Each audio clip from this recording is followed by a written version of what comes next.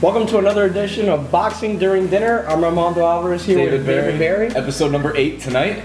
And we'll get right to it. We have on the line via telephone from New York, HBO's Harold Lederman. I am really excited right now. This is a big night for Boxing During Dinner. Harold, how are you? Oh, fine, Armando. Couldn't be better. So this weekend we had the son of the great Mexican champion Julio Cesar Chavez. Julio Cesar Chavez Jr., he won a title. He fought Sebastian Zabik. Harold, what did you think about the fight? Well, Julio was under a lot of pressure. He had a tribute to his father, and, everybody was comparing him to his dad, which is a lot to ask. And I think he came to it very, very well.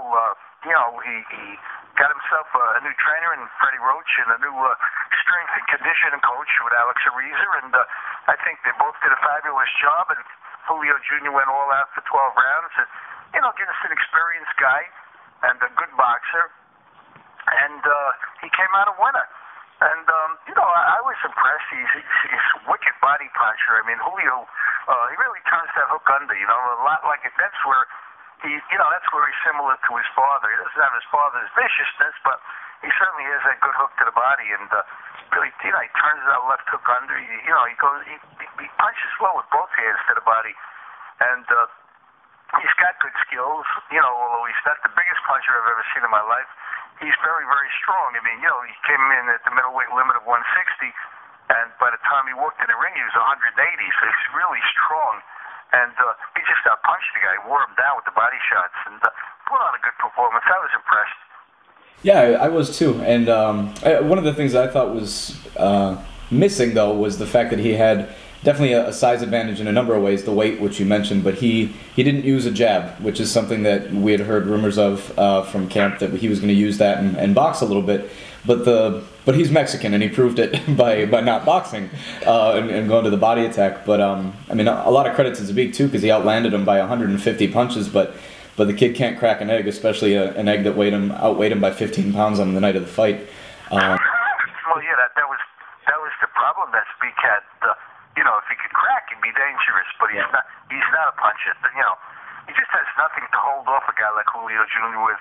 Yeah. And he let Julio Jr. kept coming in and fighting toe to toe and wearing him down with their shots to the body. Mm-hmm. But I agree, a guy that's as tall as he is, he should have a jab. There's no doubt. He got a big size advantage. You think he'd be able to fight from the outside, but he doesn't fight that way. And Harold, something you just spoke about. He weighed 180 pounds the night of the fight. Now, a lot of people are talking about him fighting Miguel Cotto later this year. And, some people say Cotto's a better fighter, he should win. But Cotto being a 147-pounder, he came up from 140, has fought at 154. Do you think Julio Cesar Chavez Jr. is too big for Miguel Cotto? Certainly. Miguel knows that the guy weighed 180 when he stepped in the ring. Now, it's up to Miguel Cotto's people to decide whether they want to take on a guy that, really is that big. Without question, Miguel Cotto can, defend his 154-pound title and not go after the middleweight title. I think Miguel Cotto's looking at the biggest dollars he can get. And he figures maybe he can make the most money with Julio Cesar Chavez Jr. going up to 60. But I don't know, when you see that Chavez comes in the ring at 180, if I were Cotto, I certainly would have second thoughts about it, possibly stay at 54. They seem to be shying away from a fight with Sergio Martinez. Sergio Martinez is just a little bit too awkward, too tricky, and Julio could get knocked out in that fight. And maybe he needs a little bit more experience before he takes on someone like Martinez. But a name that hasn't been in the papers much that I'm hearing, I don't know anything officially, but strictly off the record, is Kelly Pavlik. I ran into his manager, Cameron Duncan, and he told me that he's been throwing Kelly Pavlik's name into the hat at 168. So, wouldn't surprise me to see Julio Cesar Chavez Jr. move up to super middleweight and not defend that middleweight title. But, we'll know within the next couple of months, that's for sure. In your opinion, Harold, who do you like better? Do you like Chavez Jr. or do you like Saul Alvarez? Well, right now, I like Canelo Alvarez. Julio Jr. may develop. Certainly this was his biggest test by far, his hardest test by far, without question. But I like Canelo. He's very, very young, and certainly he's a guy on the way up, and but he's got a tough assignment, on June the 18th on HBO Boxing After Dark with the British kid Brian Rhodes, a southpaw, real good puncher, and a ton of experience. I mean, Brian Rhodes is one of these guys where, this is his last chance to make it big in boxing, and he's going to be in tip-top shape. He's going to take the fight right to Canelo, and, it may be interesting, but from what I've read.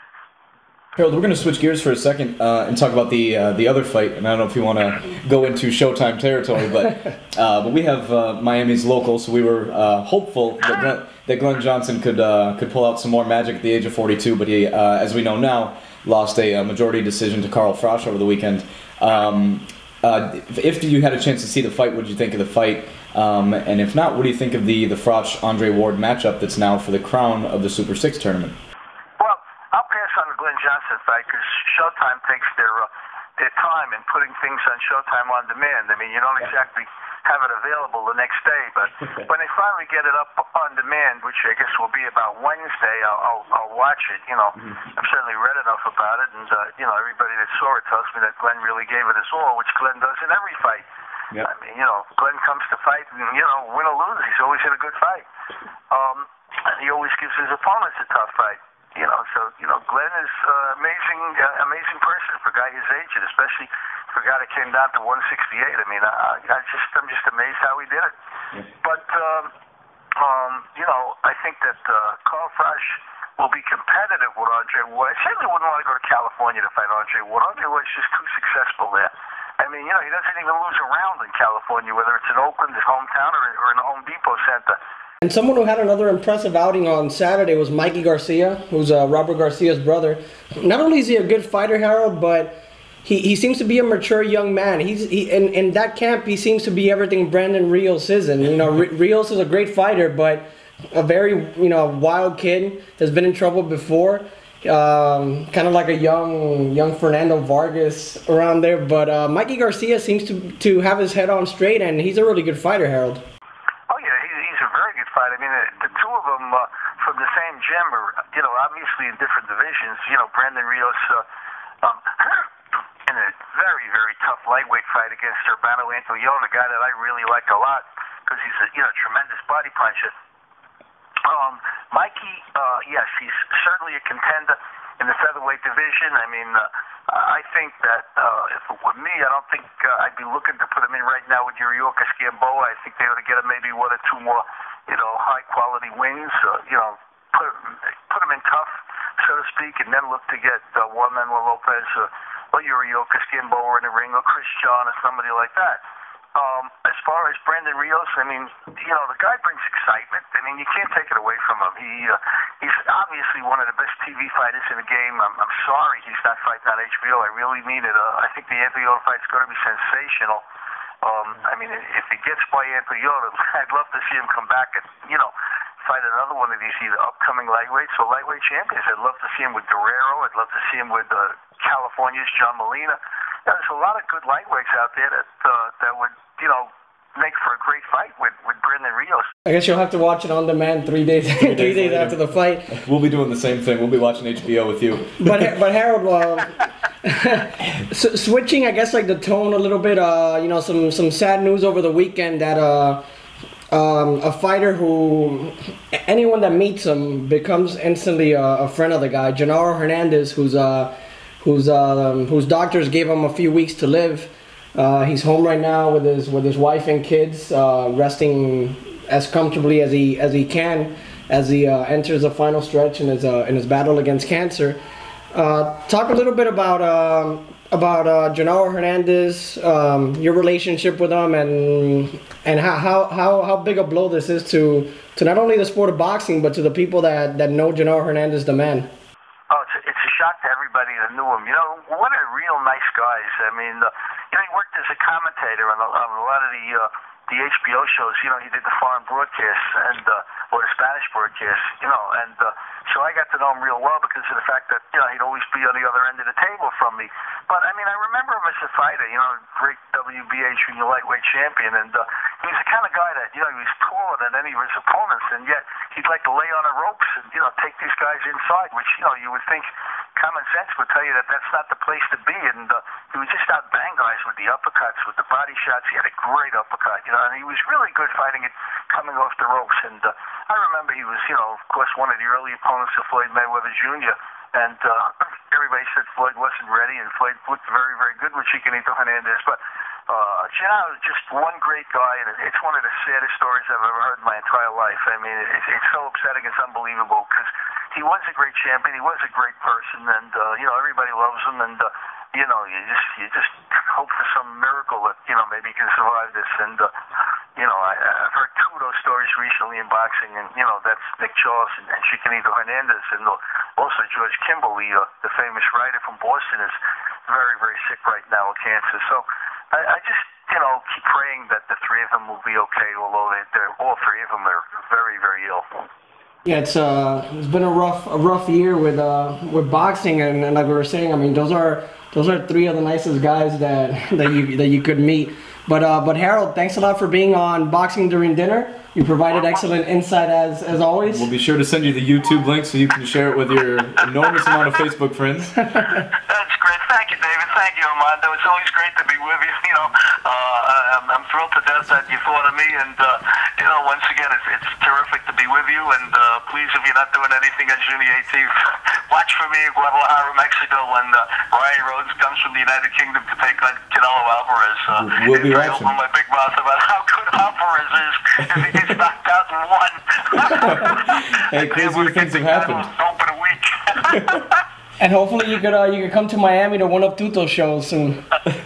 I'd love to come to Miami if I can only get away from my job. Anyway, take care, Armando. Thanks for having me, and all the best to you and David. All right, take care, Harold. Thanks so much, Harold. Good night now. Bye now. Well, a living legend on the phone during Boxing During Dinner's 8th episode, and as you know, we had Joey Hernandez, Twinkle Fingers, last week. And so this week we've got Harold Lederman. Armando, there's the sky's the limit for us, it seems. Everybody wants to be on Boxing During Dinner. It's got to be the food. And next week we're working on getting Orlando Cuellar, who just trained Glenn Johnson over the weekend to a great fight. I mean, it was a loss against Carl Froch, but you know what? Call me crazy, but I don't think Glenn Johnson should hang him up yet. No. I mean, he fights so well. And the thing with Carl Froch came out and he moved a bit, jabbed from the outside, and he knew how to fight Glenn Johnson. He had the perfect game plan to fight Glenn Johnson. But how good would a Glenn Johnson-Bernard Hopkins fight be? Because they're not really going to move. Or even Glenn Johnson and Jean Pascal. I mean, Glenn Johnson is a guy that can still provide some good fights. Yep. Make some extra income at the age of 43. I mean, the guy still could fight. I mean, he's in a much better position than Roy Jones is. Yeah, and he would clean Roy Jones's clock right now. I mean, if you think about it, he lost to arguably the second or third best super middleweight in the world in a division that is as stacked as any in boxing. You could argue this either way, but it seems that 2011 might shape up to be one of the best years of boxing in quite a long time, which is saying a lot because of a sport that's supposedly in decline. Our sport's alive and well. It's more than alive and well, and Boxing During Dinner is alive and well. Sure is. Good dinner from Pollo Tropical. I had dessert. I had Second week in a row, which is it's delicious. For all you gringos like David that didn't know what the tres leche was until he came to Miami. Tres leche is the bomb. Yeah. But so that's it for Boxing During Dinner. It was a great show. Harold Lederman, the legend. I'm still excited. Like this is I fantastic. scored this episode 120 to 108. Yeah, Jim. So with that, Boxing During Dinner next week, Orlando Cuellar will be with us. He promised. If not, then we'll put some glasses on David, and he could be Orlando Cuellar. But we'll see you next week. Remember Twitter at Box During Dinner, and send us an email at boxingduringdinner@gmail.com, and we'll be back. I didn't know we were sponsored by Google, but apparently we are. Yeah,